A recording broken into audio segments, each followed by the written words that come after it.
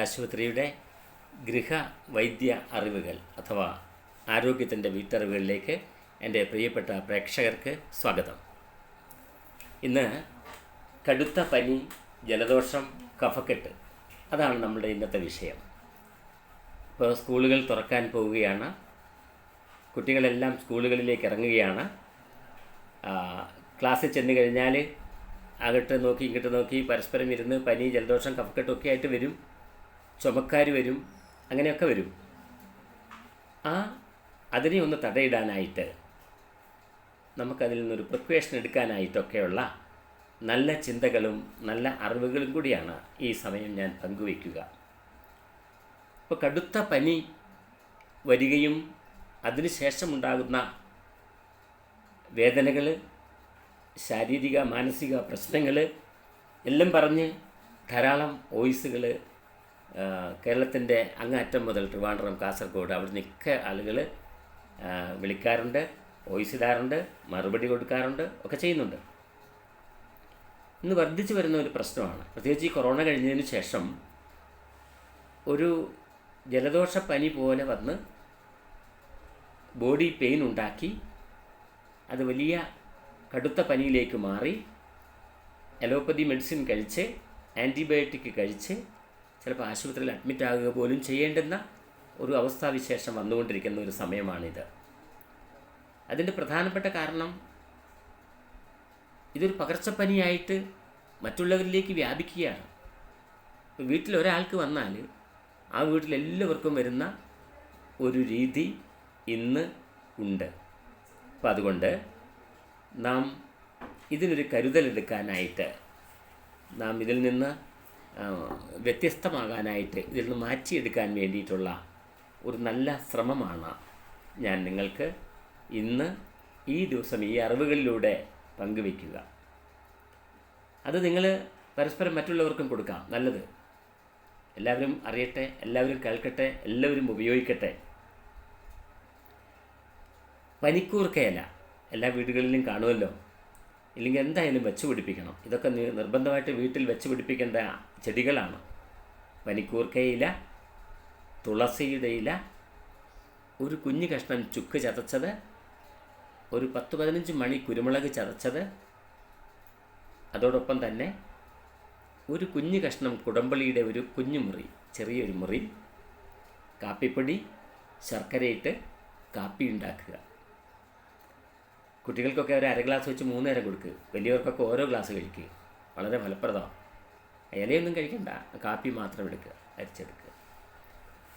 അതൊന്ന് പതിവാക്കിക്കുക. കുറച്ച് ദിവസം അടുപ്പിച്ച് എല്ലാ ജലദോഷപ്പനികളും കഫക്കെട്ടും ഈ കഠിനമായ പനിയും ഒക്കെ മാറ്റിയെടുക്കാനായിട്ട് വളരെ ഫലപ്രദമാണ്. ചെയ്യാനായിട്ട് നിങ്ങൾ മടിക്കരുത്. ചെറിയ ജലദോഷം വന്നാൽ തന്നെ നിങ്ങൾ കൊടുത്തു തുടങ്ങണം. ഇനി വന്നില്ലെങ്കിലും വീട്ടിലെ എല്ലാ അംഗങ്ങളും, കുഞ്ഞുമക്കളും വലിയവരുമൊക്കെ പ്രായഭേദമന്യേ, പ്രായമായവർ 1 ഗ്ലാസും, പ്രായം കുറച്ച് കുറവുള്ളവർ 3/4 ഗ്ലാസും, അതിൽ കുറവുള്ളവർ 1/2 ഗ്ലാസും, തീരെ കുഞ്ഞുങ്ങൾ ഒരു 3 വയസ്സ്, 4 വയസ്സ്, 5 വയസ്സൊക്കെ ഒരു 2-3 സ്പൂൺ, ഒരു 1 ഔൺസും ഒക്കെ കൊടുക്കുക. ഈ ഒരു കാപ്പി ഉണ്ടാക്കി എല്ലാ ദിവസവും രാത്രി പതിവായിട്ടൊന്ന് കഴിച്ച് വളരെ ഫലപ്രദമാണ്. ജലദോഷവും പനിയും വന്നവർക്കും വരാൻ പോകുന്നവർക്കും വരാൻ സാധ്യതയുള്ളവർക്കും സ്കൂളിൽ നിന്നും അല്ലെങ്കിൽ പുറമേയൊക്കെ പോയി നമുക്ക് കിട്ടുന്ന ലഭ്യമാകുമ്പോഴും അതിനെയൊക്കെ തടയിടാനായിട്ട് ഇത് സഹായിക്കും. ചെയ്യാനായിട്ട് നിങ്ങൾ മടി കാണിക്കരുത്. അത് ഈ പകർച്ചപ്പനി ഉണ്ടാവാതിരിക്കാൻ തന്നെ ഒരു പ്രിക്കോഷനായി മാറി വരും, പ്രതിരോധമായി മാറി വരും. കഴിഞ്ഞ ദിവസം എനിക്ക് ഒരാൾ വോയിസ് ഇട്ടിട്ടുണ്ട്. അദ്ദേഹത്തിന് കടുത്ത പനി വന്നിട്ട് മാറിയില്ല, കുറേ മരുന്ന് കഴിച്ചു. ആ പനിയുടെ ശരീരവേദനകളും ചുമയും അതിൻ്റെ ക്ഷീണവും അസ്വസ്ഥതയും ഒക്കെ ആയിട്ട് എന്തെങ്കിലും ഒരു മരുന്ന് പറഞ്ഞു തരാമോ എന്ന് ചോദിച്ചു. അപ്പം ഞാനിപ്പോൾ നിങ്ങളോട് പറഞ്ഞ സാധനം ഞാൻ അവർക്ക് പറഞ്ഞു കൊടുത്തു. പറഞ്ഞു കൊടുത്ത ഉടനെ തന്നെ അവരത് ചെയ്തിട്ടോ ഒരു 2-3 ദിവസം കഴിഞ്ഞിട്ടേ ഉള്ളൂ. ഇപ്പോൾ ചെയ്തതിന് ശേഷം എനിക്ക് ഇന്നൊരു വോയിസ് ഇട്ടിട്ടുണ്ട്. വോയിസ് അല്ല, അവർ എഴുതി അയച്ചിട്ടുണ്ട്, ഒരു മെസ്സേജ് എഴുതി അയച്ചിട്ടുണ്ട്. ഒരൊറ്റ ദിവസം കഴിച്ചപ്പോൾ തന്നെ ആ ക്ഷീണവും വിട്ടു, ആ പനി മാറി, ആ ബുദ്ധിമുട്ടുകളെല്ലാം മാറി എന്ന ഒരു വലിയ മെസ്സേജ് ഇന്ന് രാവിലെ എനിക്ക് കിട്ടിയിട്ടുണ്ട്. ഞാൻ ഈ ക്ലാസ് കഴിഞ്ഞാൽ ഉടൻ തന്നെ നിങ്ങളുടെ ഈ ഗ്രൂപ്പിലേക്ക് ഞാൻ ആ മെസ്സേജ് ഡോക്ടറോട് പറഞ്ഞിട്ട് ഷെയർ ചെയ്ത് തരാം. അതൊന്ന് വായിച്ച് നോക്കണം. വോയിസ് അല്ല, എഴുതി അയക്കുക ചെയ്തു. അപ്പോൾ അതൊക്കെ നമുക്ക് ഗുണകരമായ നല്ല മെസ്സേജുകളാണ്. കാരണം പിന്നിട്ട ഈ 53 വർഷവും ഞാനിത് ധാരാളം ആളുകളിലേക്ക് കൊടുത്തിട്ടുണ്ട്, ധാരാളം ആളുകൾക്കുമായി പങ്കുവച്ചിട്ടുണ്ട്. കാണിക്കാൻ വരുന്നവരെയൊക്കെ ഞാനിത് മനസ്സിലാക്കി കൊടുത്തിട്ടുണ്ട്. പനി, ജലദോഷം, കഫക്കെട്ടുമായിട്ട് വരുന്നവരോടൊക്കെ ഇത് പറയാറുണ്ട്. അങ്ങനെ പറഞ്ഞവർ കേട്ടവരെല്ലാവരും അത് ചെയ്യാൻ തുടങ്ങി. ചെയ്തപ്പോൾ എല്ലാവർക്കും അത് വളരെ കുറവായി മാറി. ആ കുറവ് കൊണ്ട് മറ്റുള്ള എന്ത് പ്രശ്നം വരുമ്പോഴും എന്നെ വോയിസ് ഇടാൻ തുടങ്ങി, എനിക്ക് വോയിസ് ഇടാൻ തുടങ്ങി, വിളിക്കാൻ തുടങ്ങി, അങ്ങനെയൊക്കെ ചെയ്യുന്നുണ്ട്. അങ്ങനെ പോയിക്കൊണ്ടിരിക്കുന്നു. അപ്പോൾ നമ്മൾ ഓർക്കണം, ഇത് നമ്മൾ വീടുകളിൽ എല്ലാവരും രാത്രി ഒരു ഗ്ലാസ് കാപ്പി കഴിച്ച് കിടക്കുക. പിന്നൊന്നും കഴിക്കരുത്, പിന്നെ വെള്ളം കുടിക്കരുത്, ഭക്ഷണം കഴിക്കരുത്, ഒന്നും ചെയ്യരുത്. ലാസ്റ്റ് ആ കാപ്പി കുടിക്കുന്നത് വഴി ഒരുവിധമുള്ള പനികളൊക്കെ നമുക്ക് വരാതിരിക്കാനായിട്ട് സഹായിക്കും. ഇനി തൊണ്ടയിൽ കിരികിരിപ്പും, തൊണ്ട അടയൽ, ശബ്ദം കുറയൽ, പാട്ട് പാടുന്നവർക്ക് ബുദ്ധിമുട്ട്, പ്രാസംഗികർക്ക് ബുദ്ധിമുട്ട്, സ്കൂളിൽ ക്ലാസ് എടുക്കുന്നവർക്ക് ബുദ്ധിമുട്ട്, അങ്ങനെ ഒരു ഇറിറ്റേഷൻ ഉണ്ടാകുക എന്ന് വെച്ചാൽ അപ്പോൾ തന്നെ നമ്മൾ ചെയ്യേണ്ടത് ഒരു 7-8 ആടലോടത്തിൻ്റെ ഇല എടുക്കുക. ആടലോടത്തിൻ്റെ ഇല, ആടലോടം 2 ടൈപ്പ് ഉണ്ട്, ചെറുതുമുണ്ട് വലുതുമുണ്ട്. അതിൽ ചെറിയ ആടലോടകമാണ് നല്ലത്. ആ ചെറിയ ആടലോടകത്തിൻ്റെ ഇല നന്നായി കഴുകി ഇടിച്ച് ചതച്ച് വെള്ളം ചേർത്ത് പിഴിഞ്ഞ് ഒരു 2-3 സ്പൂൺ വെള്ളം, അല്പം തേനൊഴിച്ച് രാത്രി കിടക്കാൻ നേരത്ത് കഴിക്കുക. പിന്നെ വായ കഴുകരുത്, വെള്ളം കുടിക്കരുത്. അങ്ങനെ ഒന്ന് പതിവായി ചെയ്തേ, കുറച്ച് ദിവസം അടുപ്പിച്ച് ചെയ്തേ. പാട്ട് പാടാൻ കഴിയാത്ത ഒരു വൈദികനും പ്രസംഗ വേദികളിൽ നിറഞ്ഞു നിൽക്കുന്ന ഒരു പ്രസംഗക്കാരനും പ്രാസംഗികനും എനിക്ക് വന്നിട്ടുണ്ട്. 2 പേരോടും പറഞ്ഞേക്കുന്ന ഡോക്ടർ ഓപ്പറേഷൻ ചെയ്യണമെന്നാണ് പറഞ്ഞിട്ടുള്ളത്. പക്ഷേ 2 പേർക്കും ഞാൻ ഈ മാർഗം പറഞ്ഞു കൊടുത്തു, നിങ്ങൾ വീട്ടിൽ ചെയ്താൽ മതി. ചെയ്തു, മാറി, ഒരു ഓപ്പറേഷനും വേണ്ടി വന്നില്ല. ഇപ്പോൾ തൊണ്ടയിലുള്ള ഇറിറ്റേഷൻ മാറ്റാനായിട്ട്, ശബ്ദം അടയൽ മാറ്റാനായിട്ട് ഞാൻ മുൻപ് സൂചിപ്പിച്ച പോലെ പ്രാസംഗികർക്ക്, അധ്യാപകർക്ക്, സ്കൂളിൽ ക്ലാസ് എടുക്കുന്നവർക്കെല്ലാം ഇതിടയ്ക്കൊക്കെ ഇത് കഴിക്കുന്നത് ആ തൊണ്ടയിലെ വോക്കൽ കോഡിനെ, അതിൻ്റെ നീർക്കെട്ടിനെ മാറ്റാനും അതിലെ കഫത്തെ കളയാനും ഒക്കെ സഹായിക്കും. വളരെ ലളിതമാണ്. ഈ എന്നെ കാണിച്ച വൈദികൻ കോഴിക്കോട് വലിയ ഒരു പ്രൈവറ്റ് ഹോസ്പിറ്റൽ വരെ പോയി. അവരൊക്കെ പറഞ്ഞു വോയിസ് റെസ്റ്റ് എടുക്കണം. അദ്ദേഹം കീർത്തനം വായിക്കുന്ന ആളാണ്, നന്നായി പാട്ട് പാടുന്ന ആളാണ്. പാട്ട് പാടരുത്, കീർത്തനം വായിക്കരുത്, നിങ്ങൾ വോയിസ് റെസ്റ്റ് എടുക്കണം, ഒരു സർജറി വേണ്ടി വരും. വോയിസ് റെസ്റ്റ് എടുത്തില്ലെങ്കിൽ അത് ഭീകരമാകുമെന്നൊക്കെ അച്ഛനോട് പറഞ്ഞു. ആ വൈദികൻ ആരോ പറഞ്ഞാൽ എൻ്റെ അടുക്ക് എത്തിയത്. അദ്ദേഹത്തിന് ഞാനിത് പറഞ്ഞു കൊടുത്തു, വേറൊന്നും ചെയ്തില്ല, ഇത് പറഞ്ഞു കൊടുത്തു. അദ്ദേഹത്തിന് അത് പൂർണ്ണമായിട്ട് മാറി. ഇപ്പോൾ പഴയതുപോലെ തന്നെ പുള്ളി കീർത്തനം വായിക്കുകയും പള്ളിയിൽ പാട്ട് പാടുകയും പ്രസംഗിക്കുകയും ഒക്കെ ചെയ്യുന്നുണ്ട്, ഒരു പ്രശ്നവുമില്ല. അതേപോലെ തന്നെ ഒരു രാഷ്ട്രീയ നേതാവും വന്നിട്ടുണ്ട്, അദ്ദേഹവും ഇത് കഴിച്ചു, മാറി, അവർക്കൊരു ബുദ്ധിമുട്ടുണ്ടായില്ല. അപ്പം നമ്മൾ ഓർക്കണം, ഈ നെഞ്ഞിലെ കഫക്കെട്ടിനേക്കാൾ ഉപരി കഴുത്തിലെ കഫക്കെട്ട്, കഴുത്തിൽ തിങ്ങുന്ന കഫക്കെട്ട്, കഴുത്തിലുണ്ടാകുന്ന, തൊണ്ടയിലുണ്ടാകുന്ന ഇറിറ്റേഷൻ, അതിനെയൊക്കെ മാറ്റിയെടുക്കാനായിട്ട് ഈ ആടലോടത്തിൻ്റെ ഇല ഇടിച്ചു പിഴിഞ്ഞ നീരിൽ തേൻ ചേർത്ത് കഴിച്ചാൽ മാത്രം മതി. വേറെ അതിനു വേണ്ടി മരുന്ന് കഴിക്കുകയോ ഗുളിക കഴിക്കുകയോ ആൻറ്റിബയോട്ടിക് കഴിക്കുകയോ ഒന്നും ആവശ്യമില്ല. അതേപോലെ തന്നെ നമ്മൾ ഈ നേരത്തെ പറഞ്ഞ പനിക്കൂർക്കയില, തുളസിയുടെ ഇല, ഒരു കഷ്ണം കുഞ്ഞു ചുക്ക്, 10 മണി കുരുമുളക് ചതച്ച് ഒരല്പം മഞ്ഞൾപ്പൊടിയും കൂടെ ചേർക്കാൻ വേണമെങ്കിൽ, കാപ്പിപ്പൊടിയും ശർക്കരയും ഇട്ട് ഒരു കാപ്പി ഉണ്ടാക്കി കഴിക്കുന്ന രീതി പതിവാക്കണം. ആഴ്ചയിൽ എല്ലാ ദിവസവും തന്നെ വൈകിട്ട് ഒന്ന് കഴിക്കുക. ജലദോഷം വരാതിരിക്കാനായിട്ട്, പനി വരാതിരിക്കാനായിട്ട്, കടുത്ത മേലുവേദന ഉണ്ടാവാതിരിക്കാനായിട്ട് ഒക്കെ സഹായിക്കും. അത് നമ്മൾ ചെയ്യാനായിട്ട് തയ്യാറാവണം. ഇനി മറ്റൊന്ന് നമ്മുടെ നെഞ്ഞിലെ കഫമാണ്.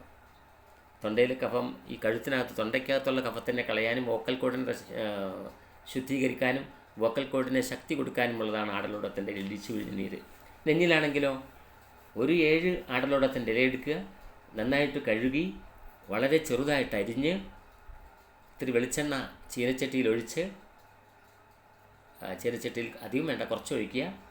എന്നിട്ട് ഈ ഇല ആദ്യം ഈ വെളിച്ചെണ്ണ ഒഴിച്ച് വേവിച്ചെടുക്കുക, ഇളക്കിക്കൊണ്ടിരിക്കുക. നന്നായി വെന്ത് കഴിയുമ്പോൾ ഒരു നാടൻ കോഴിമുട്ട ഉടച്ചൊഴിക്കുക, ഉപ്പും ചേർക്കാം, ചിക്കി വേവിച്ചെടുക്കുക. അങ്ങനെ ചിക്കി വേവിച്ചെടുത്താൽ അത് കഴിച്ചാൽ മതി. വിട്ടുമാറാത്ത ചുമ മാറാനായിട്ട്, നെഞ്ഞിലെ കഫക്കെട്ടിനെ കുറയ്ക്കാനായിട്ട് വളരെയധികം സഹായിക്കും. ഇനി രാത്രി കിടക്കുമ്പം നമുക്ക് കടുത്ത ചുമ വരിക, പകൽ വലിയ കുഴപ്പമില്ല, രാത്രിയിലാകുമ്പോൾ കുഴപ്പമില്ല, സന്ധ്യയാകുമ്പോൾ വരുന്നു. അതാണെങ്കിലോ 1 സ്പൂൺ കുരുമുളക് പൊടിയിൽ തേനൊഴിച്ച് ചാലിച്ച് രാത്രി കഴിച്ച് കിടക്കുക. അതും വായ കഴുകരുത്, വെള്ളം കുടിക്കരുത്. അപ്പം ഇങ്ങനെ നമുക്ക് അവിടെ വർത്താനം പറയുന്നുണ്ടോ?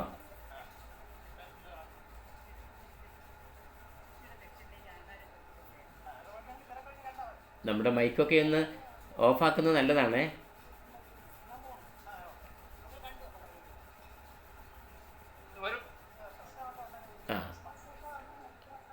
അവിടെ വർത്താനം പറയരുത്, എന്നാലേ നമ്മൾ കേൾക്കാൻ പറ്റാതെ വരും. ശ്രദ്ധിക്കുമല്ലോ. അപ്പോൾ നമ്മുടെ കടുത്ത പനിയെയും ജലദോഷത്തെയും ഈ പനിക്കൂർക്കയും തുളസിയും ഇതൊക്കെ വീട്ടിൽ വേണം. കാരണം നമുക്കൊരു ജലദോഷം രാത്രിക്ക് വന്നു, അല്ലെങ്കിൽ ഒരു പനി രാത്രിക്ക് വന്നു പോയി നമ്മൾ എടുത്തുകൊണ്ട് വരേണ്ട ആവശ്യമില്ലല്ലോ. അതേപോലെ തന്നെ തലയിൽ കഫം വരിക, ഈ കഫക്കെട്ട് കൊണ്ട് കൂടുമ്പോഴും പനി വരാം, വയറിലെ അസ്വസ്ഥത കൊണ്ടും പനി വരാം, വയറിലെ ദഹനക്കുറവ് കൊണ്ടും പനി വരാം. തലയിൽ അസ്വസ്ഥത ഉണ്ടാകുകയാണെങ്കിൽ അഥവാ തലവേദന ഉണ്ടാകുകയാണെങ്കിൽ, ഈ പനിയോടനുബന്ധിച്ച് പലർക്കും തലവേദനയുണ്ട്, അതുകൊണ്ടാണ് അതൊക്കെ പറയുന്നത്. തുളസിയുടെ ഇല, തുളസിയുടെ ഇളം കതിര്, ചുവന്ന ഉള്ളി, ഉപ്പുകല്ല് ഒരു പ്ലാസ്റ്റിക് പേപ്പറിനകത്ത് വെച്ച് നന്നായി കുത്തി അരച്ച് അത് നെറ്റിയിലേക്ക് വിരിച്ച് ഒരു ക്ലോത്ത് കൊണ്ട് ഒന്ന് കെട്ടി 10 മിനിറ്റ് കിടക്കുക. അതാണ് തലയിലെ കഫത്തെ കളയാനായിട്ട്, മൈഗ്രെയിനെ കളയാനായിട്ട്, കടുത്ത തലവേദനയെ കുറയ്ക്കാനായിട്ട് ഈ സിമ്പിളായിട്ടുള്ള ഒരു കാര്യം മതി. അനേകം ആളുകൾ ഇതുകൊണ്ട് സുഖപ്പെട്ടിട്ടുണ്ട്, ഒത്തിരി അധികം ആളുകൾ. അപ്പോൾ നമ്മൾ എല്ലാത്തിനും നമ്മൾ ആശുപത്രി മരുന്ന് എന്ന നിലയ്ക്ക് പോകുന്നതിനേക്കാൾ നല്ലത് നമ്മളൊന്ന് ശ്രദ്ധിക്കുകയും ഈ ലളിതമായിട്ടുള്ള വഴികൾ ജീവിതത്തിൽ പ്രാവർത്തികമാക്കാൻ ശ്രമിക്കുകയും ചെയ്താൽ ഉറപ്പായിട്ട് നമുക്ക് കുറേ കാര്യങ്ങൾ നമുക്ക് മാറ്റി നിർത്താൻ പറ്റും. പിന്നെ രണ്ടാമത്തെ ഒന്നാണ് എപ്പോഴും കഫം തുപ്പിക്കൊണ്ടിരിക്കുക. മൂക്ക് ചീറ്റുക, കഫം തുപ്പുക, മൂക്ക് ചീറ്റുക, കഫം തുപ്പുക. അങ്ങനെ വരുന്ന അവസ്ഥാവിശേഷങ്ങൾ ഒത്തിരിയുണ്ട്. അതിനെ കളയാനായിട്ട് ഈ പനിക്കൂർക്കയുടെ ഇലയും തുളസിയുടെ ഇലയും മഞ്ഞൾപ്പൊടിയും ഉപ്പുകല്ലുമിട്ട് എല്ലാ ദിവസവും ഒന്ന് ആവി കൊള്ളുക. രാവിലെ തിളപ്പിക്കുക, രാവിലെ ആവി കൊള്ളുക, ഉച്ചയ്ക്ക് വീട്ടിലുണ്ടെങ്കിൽ ഒന്ന് കൊള്ളുക, ഇല്ലെങ്കിൽ വൈകുന്നേരം ഒന്നുകൂടെ കൊള്ളുക, എന്നിട്ട് അത് കളയുക. പിറ്റേ ദിവസം പുതിയത് തിളപ്പിക്കുക. അങ്ങനെ കുറച്ച് ദിവസം അടുപ്പിച്ചങ്ങ് ചെയ്തേ. കണ്ണങ്ങ് മൂടിക്കെട്ടുക, വായും മൂക്കും കൂടെ നന്നായിട്ട് ശ്വസിച്ച് ആ കഫത്തെ പുറന്തള്ളിക്കളയാനായിട്ട് സഹായകരമായിരിക്കും. ഓരോ മനുഷ്യനും 3 വിധത്തിലാണ്: വാതം, പിത്തം, കഫം. 3 പ്രകൃതക്കാരാണ്. കഫക്കാരാണ് എപ്പോഴും ചുമയ്ക്കുക, ജലദോഷം, കഫക്കെട്ട്, തുപ്പിക്കൊണ്ട് നടക്കുക, അങ്ങനെയൊക്കെ നടക്കുന്ന കഫപ്രകൃതക്കാരാണ്. പൈത്തിക പ്രകൃതക്കാർ അമിതവണ്ണം ഉണ്ടാകും, ശരീരത്തിന് പെയിനുണ്ടാകും, മടിയായിരിക്കും, ക്ഷീണം ഉണ്ടായിരിക്കും, പുതുമഴ മണ്ണിൽ പെയ്യുമ്പോൾ ആ മണം ഭയങ്കര ഇഷ്ടമായിരിക്കും, അരി തിന്നാനായിട്ട് തോന്നുക. നമ്മൾ കുറച്ച് വെറുതെ നമ്മൾ ചോറിന് വെക്കാനൊക്കെ എടുക്കുമ്പോൾ കുറച്ച് അരി അങ്ങ് ചവച്ച് തിന്നുക, ഒരു ത്രില്ലാണ്. അതൊക്കെ പൈത്തിക പ്രകൃതക്കാരായിരിക്കും. അപ്പോൾ ഈ പ്രകൃതക്കാർക്ക് വേറൊരു കുഴപ്പം കൂടെയുണ്ട്. പെട്ടെന്ന് ദേഷ്യം വരും, സങ്കടം സഹിക്കാതെ വരും. സങ്കടവും ദേഷ്യവും ഇടകലർന്ന് വന്നുകൊണ്ടേയിരിക്കും. പക്ഷേ എല്ലാം ചെയ്യണമെന്ന് ആഗ്രഹം ഉണ്ടാവും, പക്ഷെ ഒരു പണിയും ചെയ്യാൻ പറ്റാത്ത വിധം ശാരീരിക ക്ഷീണമായിരിക്കും. എപ്പോഴും ഉറങ്ങണം തോന്നും. അതൊക്കെ ആ ഗണത്തിൽപ്പെട്ടവരായിരിക്കാം. വാദപ്രകൃതക്കാർ അവർക്കുള്ള കുഴപ്പങ്ങൾ ഇതാണ്. അവിടെ ഇവിടെയൊക്കെ പെയിനായിരിക്കും. രാവിലെ കിടന്ന ചച്ച ഏറ്റാൻ മേലനക്കാൻ വയ്യ, എല്ലാ സന്ധികളിലും വേദന ഉണ്ടാക്കും. അതൊക്കെ വാതിക പ്രകൃതക്കാർ. ഇവർക്കൊക്കെ പനി വരും. വാതപ്പനിക്കാർക്ക് വായ കഴിക്കും. രാവിലെ കഴിക്കുമ്പോൾ രാത്രി പനിച്ചോന്ന് അറിയില്ല, പക്ഷേ രാവിലെ വായയ്ക്ക് ഭയങ്കര കയ്പ്പായിരിക്കും. അത് വാതപ്പനിക്കാർക്കാണ്. അപ്പം ഞാൻ മുൻപ് സൂചിപ്പിച്ച ഈ കാപ്പി മനസ്സിലായി കാണുമല്ലോ. പനിക്കൂർക്കയുടെ ഇല, തുളസിയുടെ ഇല, ഇച്ചിരി ഒരു കഷ്ണം ചുക്ക്, ഒരു കുഞ്ഞു കഷ്ണം കുടംപുളി, വേണം ഒരു ശകലം മഞ്ഞൾപ്പൊടി ഇടുക. ഒരുപാട് ഇടരുത്, ഉപ്പുകല്ല് അതിനകത്ത് ഇടരുത്. ശർക്കരയും കാപ്പിപ്പൊടിയും ഇട്ട് കാപ്പി ഉണ്ടാക്കി ദിവസവും കഴിക്കുന്ന രീതി നമ്മൾ ജീവിതത്തിൽ പ്രാവർത്തികമാക്കാനായിട്ട് ശ്രമിക്കണം. അങ്ങനെ നമുക്ക് ഈ പനിയെ നമുക്ക് മാറ്റിയെടുത്ത് കൊണ്ടുവരാം. എന്നത് പണ്ട് കാലത്തുള്ള നല്ല അധ്വാനിച്ചിരുന്ന കർഷകരുടെ ഇടയിൽ ഇങ്ങനെ പനിയൊന്നും വന്നിട്ടില്ല. അഥവാ വന്നാൽ അവരിങ്ങനെ ചുക്ക് കാപ്പി ഉണ്ടാക്കി കുടിക്കും. ഇച്ചിരി കുരുമുളകും ചുക്ക് കൊണ്ടിട്ട് കാപ്പി കുടിക്കും. എന്നല്ലാണ്ട് ആശുപത്രി പോവുകയോ ഡോക്ടറെ കാണിക്കുകയോ മരുന്ന് മേടിക്കുകയോ ഒന്നും ചെയ്യാറുണ്ടായിരുന്നില്ല. എന്നാൽ നെൽക്കക്കള്ളിയില്ലാത്ത സമയത്ത് ഗവൺമെൻറ് ആശുപത്രിയിൽ പോകും. അവിടെ കൊയ്നാ വെള്ളം എന്ന് പറയും, ഒരു ചുവന്ന കളറിലുള്ള ഒരു വെള്ളം ഉണ്ടാക്കി വെച്ചിട്ടുണ്ട്. അതെല്ലാവർക്കും വയറുവേലക്കാർക്കും പനിക്കാർക്കും ഒക്കെ അത് തന്നെ ഊറ്റി കൊടുക്കണം. കുപ്പിയും കൊണ്ട് പോയി ഇങ്ങനെ മേടിച്ചുകൊണ്ട് പോന്നാൽ മതി. അത് കഴിക്കും. പക്ഷേ 2 നേരം കഴിക്കുമ്പോഴേ മാറും. ഇന്നത്തെ അത്ര അധികം ഗുളികയോ ഇന്നത്തെ അത്ര അധികം ഇഞ്ചക്ഷനോ ഒന്നും വേണ്ടി വന്നില്ല. ഇന്നത്തെ പനിക്കാർക്കൊക്കെ ഒരു ഹോസ്പിറ്റലിൽ ചെന്ന് കഴിഞ്ഞാൽ, ഹോസ്പിറ്റലിലെ കുറ്റം പറയല്ല കേട്ടോ, ചെന്ന് കഴിഞ്ഞാൽ കുറേ ഗുളിക കൊടുക്കും. അപ്പോൾ ഗ്യാസ് ഉണ്ടാവും, അപ്പോൾ ഗ്യാസിന് കൊടുക്കും, ഇഞ്ചക്ഷൻ എടുക്കും. കടുത്ത പനിയാണെങ്കിൽ കൂടുതൽ ഇഞ്ചക്ഷൻ എടുത്ത് അവിടെ കിടത്തും, റെസ്റ്റ് ചെയ്യും, ഒക്കെ ചെയ്യും. പക്ഷേ നമുക്ക് വരാതിരിക്കാനായിട്ടുള്ള നല്ല ശ്രമങ്ങൾ നമുക്ക് തുടരാം. വരാതിരിക്കുമ്പോൾ തന്നെ നമ്മുടെ അസുഖങ്ങൾ നമുക്ക് വരാതിരിക്കുമ്പോൾ തന്നെയാണ് നമ്മൾ എപ്പോഴും ആരോഗ്യവാന്മാരായിട്ടും ആരോഗ്യവതികളായിട്ടിരിക്കുക. എന്നാൽ ഇടയ്ക്കിടയ്ക്ക് ജലദോഷം കഫക്കെട്ടൊക്കെ വരണം, വരാതിരിക്കരുത്. എന്നും ജലദോഷം കഫക്കെട്ടും ഇല്ലെങ്കിൽ നമ്മുടെ കഫത്തെയൊക്കെ പുറന്തള്ളാനുള്ള ഒരു മാർഗ്ഗമില്ലല്ലോ. അപ്പം അതുകൊണ്ട് ഇടയ്ക്കൊക്കെ വരണം നല്ലതാണ്. നമ്മൾ ഈ മരുന്ന് കഴിക്കുന്ന വഴി, നമ്മളിപ്പോൾ ഈ പറഞ്ഞ കാപ്പി കുടിക്കുന്ന വഴി അതൊക്കെ കുറയ്ക്കാനായിട്ട് സഹായിക്കും. അത് വളരെ ഫലപ്രദവും വളരെ ഗുണകരവുമാണ്. ഇന്ന് ഈ ക്ലാസ് എടുക്കാനായിട്ടുള്ള ജൂൺ സ്കൂൾ തുറക്കാൻ പോകുന്നതിന് മുമ്പായിട്ട് ഈ ക്ലാസ് എടുക്കാൻ വേണ്ടി വന്നത് പ്രധാനമായിട്ട് ഞാൻ ചിന്തിച്ചത്, പനിയും കൊണ്ട് ഈ കുട്ടികൾ വരും. ക്ലാസ്സിൽ ചെന്ന് 2 ദിവസം കഴിയുമ്പോൾ പോകുന്ന കുട്ടികൾക്കൊക്കെ പനി, ജലദോഷം, കഫക്കെട്ട് വരും. അപ്പോൾ പിന്നെ ചുമയായി, ആകെ പ്രശ്നമായി, സ്കൂളിൽ പോക്ക് നിന്നു പോകും, പിന്നെ വീട്ടിലെല്ലാവർക്കുമാവും. അങ്ങനെയൊക്കെ വരുന്ന ഒരു സാഹചര്യം നമുക്കുണ്ടാവും. അപ്പോൾ അതുകൊണ്ട് അത് വരാതിരിക്കാനായിട്ടാണ് ഇന്ന് ഈ ദിവസം ഈ വിഷയം തന്നെ ഞാൻ എടുക്കാനുണ്ടായ കാരണം. അടുത്ത ദിവസങ്ങളിലും നമുക്ക് ഈ പകർച്ചവ്യാധികളെക്കുറിച്ചൊക്കെയുള്ള ക്ലാസ്സുകൾ ഞാൻ ഒരുങ്ങുന്നുണ്ട്. അത് നമുക്ക് പഴയകാല അറിവുകൾ വെച്ച് എങ്ങനെ നമുക്ക് പരിഹരിക്കാമെന്നുള്ള നല്ല ചിന്തകൾ, നല്ല നിർദ്ദേശങ്ങൾ നൽകുന്നുണ്ട്. അതിനൊക്കെ നമ്മൾ ഗുണം ഉണ്ടാകും. അപ്പോൾ ഈ കാപ്പി കുടിക്കാനായിട്ട് നമ്മൾ മറക്കരുതെന്ന് ഞാൻ വീണ്ടും ഓർമ്മിപ്പിക്കുകയാണ്. അപ്പോൾ ഈ കാപ്പി നമ്മൾ കുടിക്കുന്നത് വഴി നമുക്ക് നല്ല ഒരു ഉന്മേഷം പിറ്റേ ദിവസം കിട്ടും. ഇച്ചിരി എരിവൊക്കെ ഉണ്ടാവും, അത് നോക്കരുത്. കുരുമുളകിൻ്റെ എരിവല്ലേ ഉള്ളൂ, കുഴപ്പമില്ല. ആവി കൊള്ളാനായിട്ട് ഞാൻ ആദ്യം സൂചിപ്പിച്ചതുപോലെ തന്നെ തുളസിയുടെ ഇലയും പനിക്കൂർക്കയുടെ ഇലയും മഞ്ഞൾപ്പൊടിയും ഉപ്പുകല്ലും ഇട്ട് നന്നായിട്ട് കണ്ണങ്ങ് മൂടിക്കെട്ട് ഒരു തുണി കൊണ്ട്, എന്നിട്ട് വായയും മൂക്കും നന്നായിട്ട് ശ്വസിക്കുക. ഇനി മൂക്കിൽ ദശ വളർന്നുകൊണ്ടുണ്ടാകുന്ന ബുദ്ധിമുട്ടുകൾ ഉള്ള ആളുകൾക്കും മൂക്കിൽ കഫം കെട്ടിക്കിടന്നിട്ടുള്ള തലവേദനകളൊക്കെ വരാം. അതിനെ തുമ്പയുടെ ഇല ഒരു 7 ദിവസം അടുപ്പിച്ച് നെറ്റിയിലൊന്ന് അരച്ചിട്ട് വെറുതെ വെള്ളം ചേർക്കാതെ അരച്ച് നൈസായിട്ട് ഇട്ടാൽ മതി. അപ്പോൾ ആ കഫത്തെയൊക്കെ കളയാനും ആ തലവേദനയെ പോകാനും ഒക്കെ നല്ലതാണ്. തുമ്പ ചതച്ചിട്ട് നന്നായിട്ട് മൂക്കിൽ മണക്ക്, അത് മൂക്കിലെ ദശയെ ചുരുക്കാനൊക്കെ അത് സഹായിക്കും. അങ്ങനെ നമ്മൾ ലളിതമായിട്ടുള്ള ജീവിത ചിന്തകളും ജീവിത മാർഗങ്ങളും നമ്മുടെ ജീവിതത്തിൽ ഉടനീളം ഉണ്ടാകണം. എല്ലാം നമ്മൾ ആഡംബരത്തിലും പ്രൗഢിയിലേക്കും പോകാതെ കുറേയൊക്കെ നമ്മൾ ഈ ലളിത മാർഗങ്ങൾ ഉപയോഗിക്കുകയും ആ ലളിത വഴികളിലൂടെ ജീവിതത്തെ നമ്മളൊന്ന് മാറ്റിയെടുക്കാൻ ശ്രമിക്കുകയും ഒക്കെ ചെയ്താൽ ഒരുവിധമുള്ള രോഗങ്ങളെയൊക്കെ നമുക്ക് മുന്നേ തടയാൻ പറ്റും. ഇപ്പോൾ കൊതുകിൻ്റെ ഒരു സമയമാണ്. കൊതുകിനെ നമുക്ക് കളയാനായിട്ട് കർപ്പൂര തുളസി ഉണ്ടെങ്കിൽ ചതച്ച് വീടിൻ്റെ മുമ്പിൽ വെച്ചാൽ, കയറുന്ന വാതിൽക്ക് വെച്ചാൽ, ജനലൊക്കെ അടച്ചിട്ടിട്ട് ആ വാതിലിലൂടെ കയറി വരുന്നവനൊക്കെ തിരിച്ചു പോകും. ചാവുമൊന്നുമില്ല, പക്ഷെ അവർ കയറില്ല. അത് നല്ലതാണൊരു മാർഗം. അതേപോലെ തന്നെ നമുക്ക് ഇത്തിരി കുന്തിരിക്കമൊക്കെ വാങ്ങിച്ച് അങ്ങാടി മരുന്ന് ഷോപ്പിൽ വാങ്ങാൻ കിട്ടും. സന്ധ്യാസമയത്ത് വീടിന് ചുറ്റുമൊക്കെ ഒന്ന് പുകയ്ക്കുന്നത്, വീടിനകത്തൊന്ന് പുകച്ചാൽ കൊതുക് വരാതിരിക്കാനായിട്ട് ഒരു നല്ല മാർഗ്ഗമാണ്. പല രോഗങ്ങളും നമുക്ക് കൊതുകാണ് പരത്തുന്നത്. കൊതുക് നമുക്ക് നമ്മളിൽ നിന്ന് ബ്ലഡ് എടുക്കും, അടുത്ത ആളിലേക്ക് പോകും, അങ്ങനെ പോയിക്കൊണ്ടിരിക്കും. അപ്പോൾ കൊതുക് പല രോഗങ്ങളെയും വരുത്തുന്നുണ്ട്. അത് വരാതിരിക്കാനായിട്ട് നമുക്ക് ഈ കൊതുകിനെ കയറാതിരിക്കാനായിട്ട് ഈ ശീലങ്ങൾ നമുക്ക് നല്ലതാണ്. ഈ ലളിതമാർഗ്ഗങ്ങൾ, ഇങ്ങനെയുള്ള പഴയ കാലത്തുള്ള ലളിതമാർഗ്ഗങ്ങൾ ഉപയോഗിച്ചാണ് അന്നത്തെ ആളുകൾ ജീവിച്ചതും വളർന്നതും വലുതായതും ഒക്കെ.